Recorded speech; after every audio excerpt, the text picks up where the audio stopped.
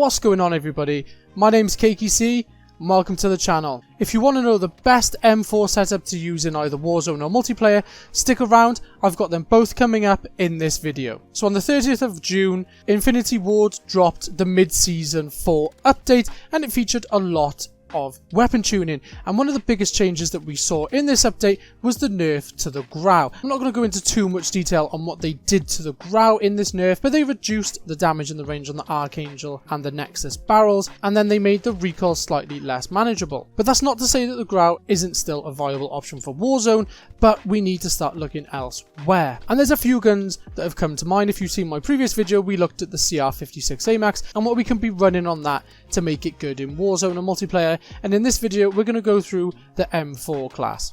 It's by no surprise that the M4 is back up in these top contenders for the best gun for Warzone, and I shouldn't really say back up there because it's always been up there. It was the only gun that could compete with the GRAU, and quite often you would find yourself being beaten by an M4 at closer range. But if that long range aspect of the GRAU is taken away, then a lot more gunfights are going to be naturally at closer ranges. So this is where the M4 is going to dominate. So with that being said, let's jump straight into the video and have a look at the best Warzone M4 class setup you can be running at the moment. So just like I normally do, I'm going to run through the secondary, perks, lethal and tacticals first, and then we're going to get into the gunsmith and have a look at the 5 attachments that you can put on your M4. So as always, I run the RPG at the start of the game. I'll then jump on and get another loadout if I can. The perks are going to be EOD, Ghost and Shrapnel, and then the lethal is going to be the C4, and the tactical is going to be the heartbeat sensor. So let's jump on to the M4 itself. So the muzzle we're going to use is the Monolithic Suppressor. We need the sound suppression and it's going to give us some of that damage range. It is going to take away some ADS speed, but we're not going to worry about that for now. The barrel we're going to use is the classic stock M16 Grenadier, and the reason why we're using that is the damage range, the bullet velocity, and then it's going to give us some recoil control. Again, it's going to take away some ADS speed and some movement speed, but again, we're not going to worry about that for now. The other viable option you could use is the Corvus Custom Marksman, and there's not much difference between these two. It's still going to be beneficial to have either of these barrels on, but I'll chuck the recoil patterns up on screen for you now just so you can see the difference and kind of work out which barrel you would like to use in your Warzone class. So we're not going to use a laser on the M4, but we are going to use the VLK 3x Optic. Again, as you'll notice on screen, it is going to take away some aim down sight speed, but it is going to give you some, what they describe here as zoom level. And what this basically is you're just going to be able to see enemies that are slightly further away. It's a little bit like the classic ACOG scope that we've seen throughout Call of Duty history, but the red dot sight in the middle is extremely small, and this makes the accuracy on this sight extremely good. We're not running a stock, we're not running a perk, and we're not running a rear grip. We are going to be running the 60 round mags, and this is for obvious reasons. If you're fighting in duos, trios or quads, you're going to need those bullets just to help you out in those gunfights. And I personally run the Ranger Foregrip. I prefer the way the recoil is with the Ranger on. The only downside about using the Ranger Foregrip on this class setup is also going to take away some aim down sight speed. But if you don't like the aim down sight speed for this setup, chuck on the Commando Foregrip and it'll just knock one of those penalties off. And that's just a quick look at what this class setup for the M4 is currently looking like during this mid-update in Season 4. Obviously, these change all the time. We're always working out which attachments are best to use, but this is the one that I'm currently running at the moment and it seems to be working pretty well. Yes, it is quite slow on the aim down sight speed, but quite often in Warzone these gunfights are at longer ranges, so it's not going to be that important for you to have the fastest aim down sight speed gun in the game. So try this out in Warzone, guys. Let me know down in the comments below what you think of this M4 class setup, and with that being said, let's jump straight into the multiplayer setup. So I'm going to treat you guys today and I'm going to give you 2 M4 class setups that you can be running on multiplayer at the moment. The first one I'm going to go through is going to be the more versatile one that you can use on pretty much any game mode, any map, anything that you want. This M4 will absolutely annihilate people. Let's get into it. I'll do the same thing as I did before. I'll run through the class quickly and then we'll look at the gun itself.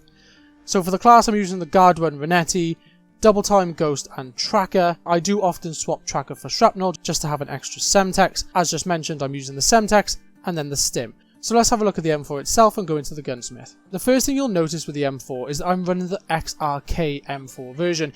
If you've got the free to play version of Warzone, you might not have this unlocked. So the XRK M4 blueprint will give you better iron sights.